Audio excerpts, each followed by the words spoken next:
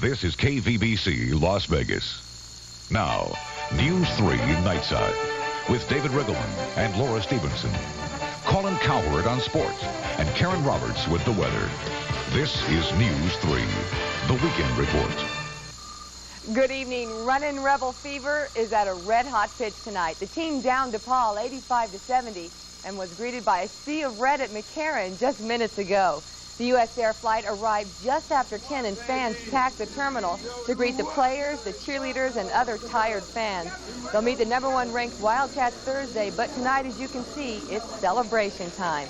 Now, Colin will have highlights later, plus Scott Reynolds and I will have live reports next week from Denver as the Rebels make their way to the Final Four. A 3.5-hour standoff today outside a local convenience store meant for some tense moments. Police negotiators finally talked Bruce Edward Carroll into giving up his gun. Lonnie Levitt reports Carroll was threatening to kill himself or have police do it for him. SWAT officers had their fingers poised on their triggers, ready to shoot. Carroll paced around the 7-Eleven parking lot waving his .38 and at times placing it to his head or in his mouth. Metro believes the man was attempting to commit suicide by forcing a police officer to shoot him. There were several moments I felt it was going to come down to shooting the suspect. Officers on the scene say Carroll yelled, "Shoot me, kill me, blow my head off."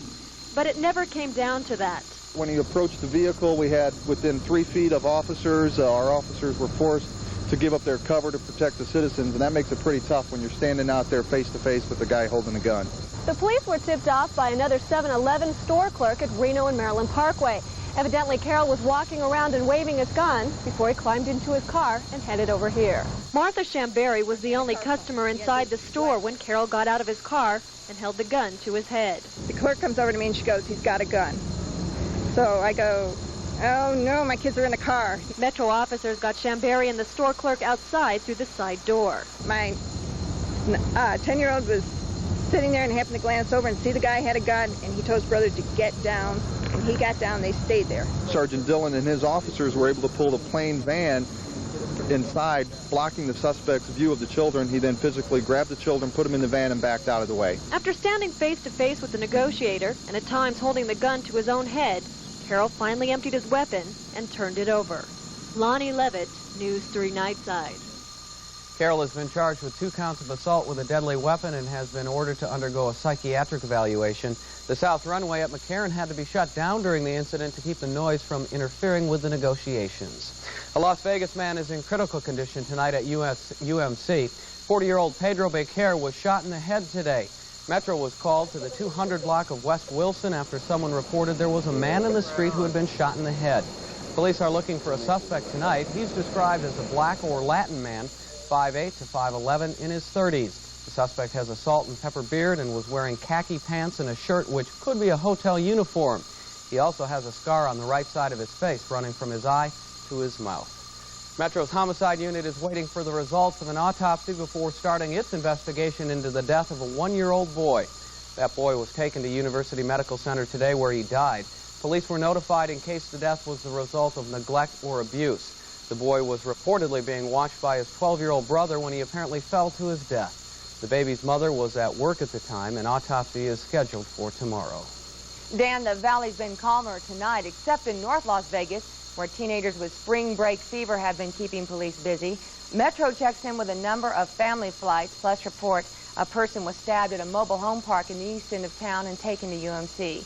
On the highways, 10 accidents to report and 3 DUI arrests. Also, firefighters have been busy putting out a rash of small fires all over town, and that's night beat. A Reno pilot was killed when an Air Force cargo plane crashed in Texas today. Thomas Bill Johnson of Reno and Captain Gerald McCall died in the accident near Carswell Air Force Base. The plane was carrying military explosives when it crashed just after takeoff in a nearby field. The 2 crewmen notified the control tower of an in-flight emergency moments before the crash. Now, investigators did recover the flight data recorder, but are still searching for the plane's voice recorder. Well, no problems with the Discovery touchdown early today. Close to 500,000 people showed up in the California desert to cheer the end of the 5-day mission.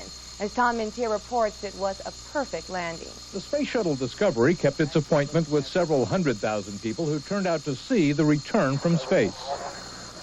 Discovery, take your data to nav. The early morning landing at Edwards Air Force Base in California was on concrete runway 22. NASA wanted to test out a redesigned braking system on the spaceplane. Well done, Discovery. That's one to be proud of. We felt like we rode through the whole mission with you. The touchdown capped a 5-day mission that covered nearly 2 million miles and circled the Earth 79 times. With the U.S. space agency, NASA, it provided dramatic proof that they've returned to space. But for Rear Admiral Richard Truly, chief of the shuttle program, this third post-Challenger flight does not mean routine. This is still a risky business, and we plan to treat the next liftoff and the one after that the same way we've treated these. When the Discovery crew stepped out of the orbiter, they were met by NASA officials who joined them on the traditional checkout walk looking for damage. Unlike the last flight of Atlantis, which sustained considerable damage to its heat shield tiles, there was no such evidence this time. A few tiles were chipped on the 87-ton spaceship, but no serious damage was found. We just concluded a 5-day flight with essentially 0 problems. And that's really a credit to the people that worked so hard to build and get these shuttles ready to fly. The Air Force estimated that more than 450,000 people turned out to see the Discovery landing. Good patriotic feeling. America's on the move. Many in the crowd were college students who decided to include the shuttle landing as a spring break activity. The next shuttle flight is planned for late April, when Atlantis will send the $500 million Magellan probe on a voyage to Venus. NASA hopes to complete 7 flights this year and get onto a monthly schedule by 1992. Tom Intier, CNN, reporting. And later, the Discovery crew was shuttled to Houston, Texas. That's where they'll be staying the night following a full day of celebration. And as Tom Intier reported, next up for NASA is an April 28th launch of the Space Shuttle Atlantis.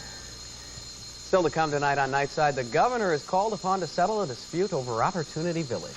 And this balmy Saturday night should shape up to a super Sunday. We'll light up the forecast next. Opportunity Village has been helping the mentally handicapped of Las Vegas for years. Now the facility is in great need of new space and rehabilitation. It's trying to get some land from the state, but has been running into some trouble. The needs of Opportunity Village are immediate. The facility could use expansion and repair. We have buildings with concrete slabs buckling from soil erosion. We have shorn up ceilings from roofs collapsing. We have some pretty serious